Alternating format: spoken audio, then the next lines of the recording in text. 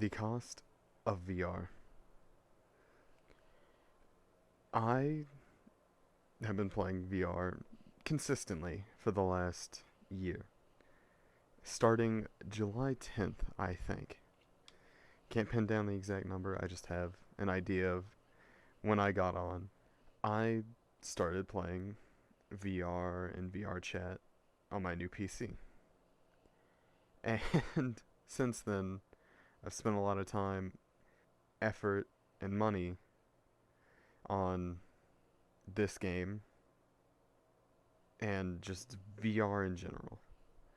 Now, let me just say I can say the exact figure real quick. $3,262 is give or take $100, a little higher. I spent 3.2k on VR in the last year, not counting computer components or any of that. Purely just on moving my body and the equipment that I have specifically for VR. Now, I would like to tell you how I got to this point. After 1 year of all of this, spending this amount of money, I started playing. I had the thought of playing VR a long, long time ago. 2017, I do believe. It was a New Year 2017, New Year's 2018, somewhere around there. I played on Samsung, the Samsung VR, the little headset that you put on, you slap an iPhone or Samsung phone into it, and you can look around and see the ocean, be on a roller coaster, anything like that. I used that at a New Year's party, and at that moment, I had a thought. This is a very cool, and I'd love to see where this goes. So, you know, that it left my mind at some point after, but I think it was early 2018, maybe early 2017. I saw a YouTuber upload videos, and of course, I saw a meme. I saw Nags21's YouTube videos, and I do believe the Knuckles meme on YouTube.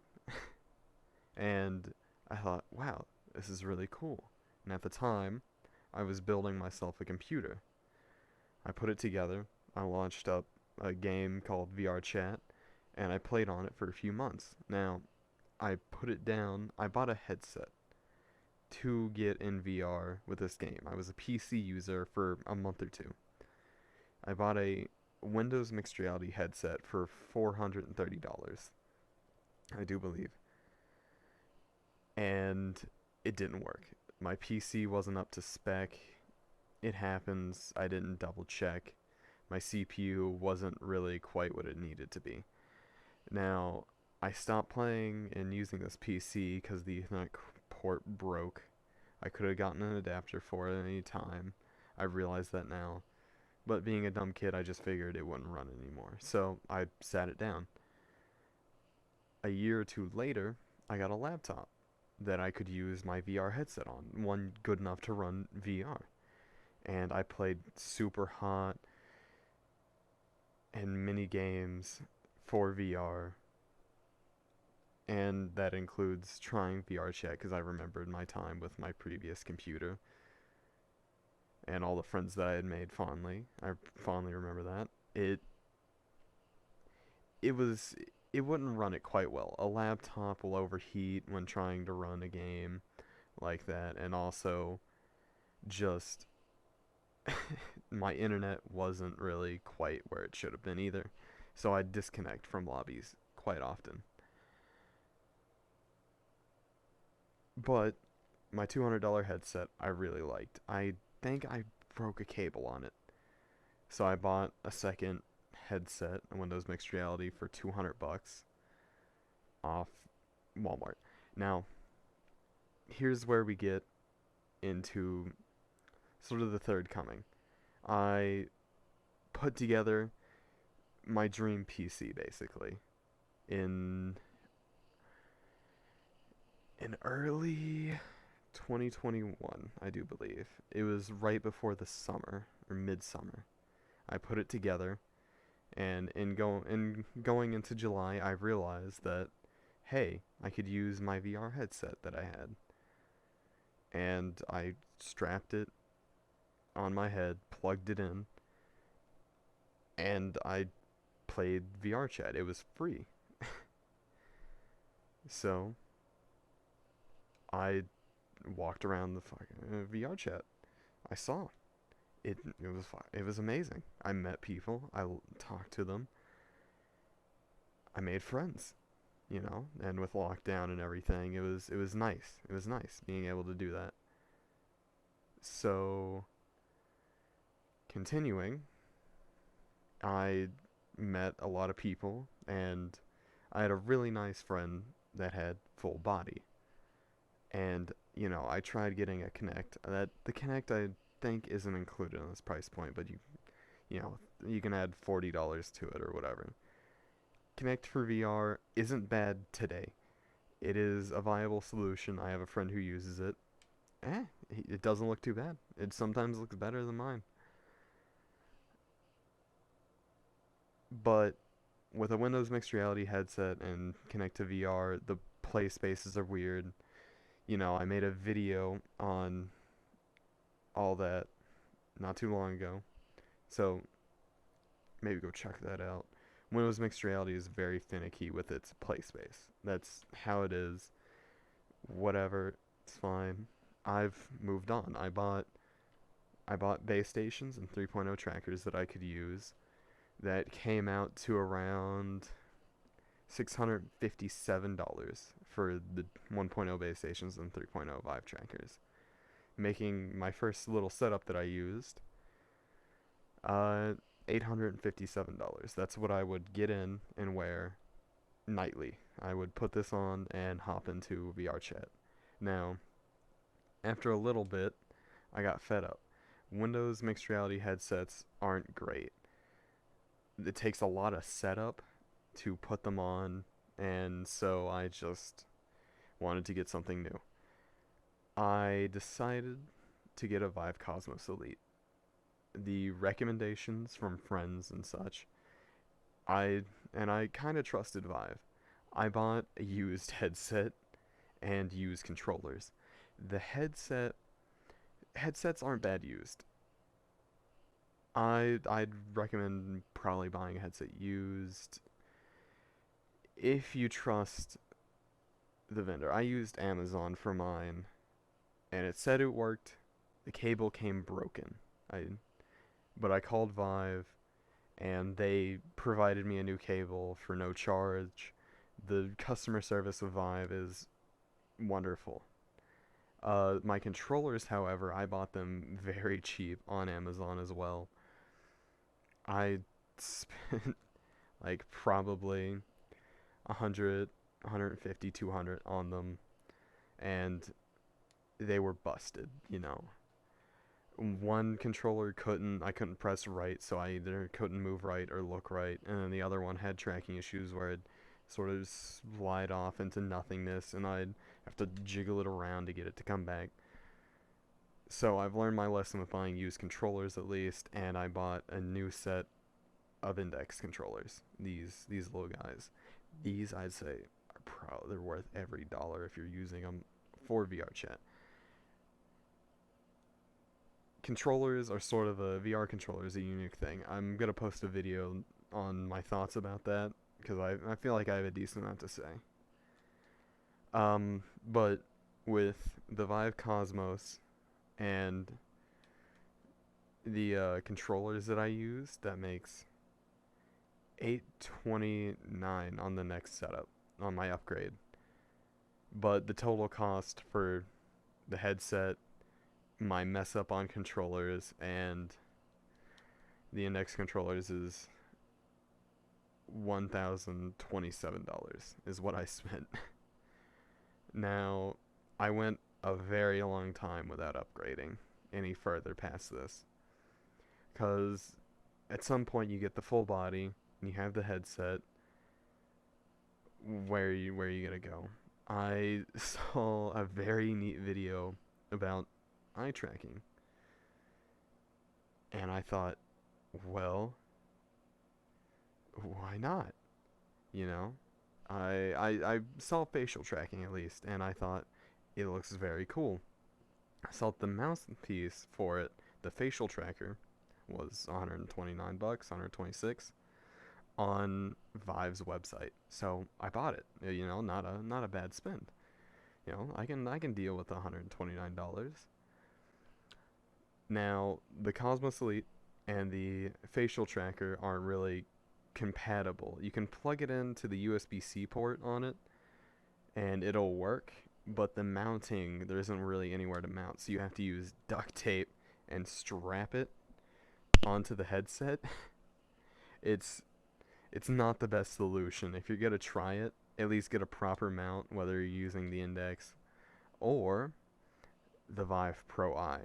The Vive Pro Eye is an $800 headset, or well, $1,200 if because Vive only sells it in the kit. But if you look around, you can find it, the headset alone, whether it be on Amazon or HP's website. I got the headset alone for $800, $850 including tax, but $800 is what I'm calling it. So I bought facial tracker, Vive Pro Eye, $800. Now I also got track strap pluses for my feet and waist. My old track straps that I used were they were starting to get worn out. After about 3 or 4 months, they do sort of the way that I move around in game to to prevent injury. I don't take steps, big steps, without knowing where I am. So I usually slide my feet. I do a little shuffle around. I glide, and it makes it easier on my toes that I don't stub them on any dressers or anything that I may have in my play area. But scraping them across the floor, you end up with holes in the bottom of your straps. So I bought new track straps. They're $130, and I bought a second set because now my trackers being 3.0, I could go 16, 17 hours without needing a charge. And that's ridiculous. Nobody should be in VR for that long. But I had a thought. What if I wanted to be in VR that long for some, reason. And I decided to get a second set to charge not only my feet and waist, but also to attach on my arm and have them charging my controllers. Being controllers now have 17 hours of battery life, but when you buy track straps, they come in 3 with a extra waist tracker, and I use that for my wireless headset. I use a Corsair headset that's wireless to as a better mic. Vives aren't great, I will say. I'll put a comparison between the one that I'm using and a Vive mic. Test test 1 2 3. Lamp, sign, door. Test test 1 2 3. Lamp, sign, door. Yeah, I would rather use this. It adds an extra bit that needs to be charged. So, I just got the waist tracker. I'm putting it up a little higher and taking and plugging it in to the headphones. So, that's another it's another track strap. I also bought more base stations than the extra two I had, but I had 1.0 and the base stations. I bought one working one and one broken one for $140. 1.0s, if you don't know, you can only have a single pair and no more than that. So I basically paid $140 for a replacement and one that I could take apart. It's fine. You know, if one of these breaks, I do believe that the base station I have over here is having some issues, so at some point I'm going to switch it out with one of those and see if there's any improvement. Not a bad buy, but, you know, probably would have been better to go ahead and buy a 2.0. You live and learn. So what I have is basically what I spent there is $1,326 on all of that. Facial tracking, Vive Pro Eye, Trackstrap Plus, and the base stations. So after 1 year of VR, I went from a Windows mixed reality with, or well, just a Windows mixed reality, and then added some trackers onto that and base stations. I went from that in the beginning of the year to a to what my setup currently is, which is 1.0 base stations, $269. A Vive Pro Eye as my headset, which is $800. A facial tracker, an extra $126. Index controllers, $279 for the pair. 3.0 trackers, $387 for all three. And I usually only wear one pair of Trackstrap Pluses, so $130 for those, making the total number that I put on every night to play this game being 1,991 US dollars. Now, I did spend a little more on other things that I'm not including, whether that be green screens that I've set up, anything. I didn't add the Kinect in here, it's fine, and I also didn't add this wireless headset, because I technically could use the Vive mic and all that instead. But if you want to include it, just chalk on an extra $200 there. And, all of that expenses and everything comes out to over $3,262. It's a little absurd, I will admit. It is amazing to go so far. This year I did mainly focus on hardware. What I think I'll spend the next year focusing on in VR is probably more the software side. And if I don't really I don't really care to do it, if I'm not if I'm not up to the task of going for software, I could just spend more on hardware, whether that be going further into better tracking with elbow trackers and knee trackers and possibly a chest tracker. It's ridiculous. But a year. Hey, a celebration. Thank you to all the people that I've met and I've laughed with and had such great times. It's been wonderful. I am going to say I do plan on playing other VR games. Mainly this year, I did focus on VRChat. I played games Pavlov, more Super Hot, stuff like that. VTOL VR, loved it. I am a lover of some flight sims here and there. I don't know. I do have plans on talking about what I think about index controllers versus Vive or any other controller I've had or anything like headset review. I'm definitely gonna make a video about eye tracking. Is it worth it?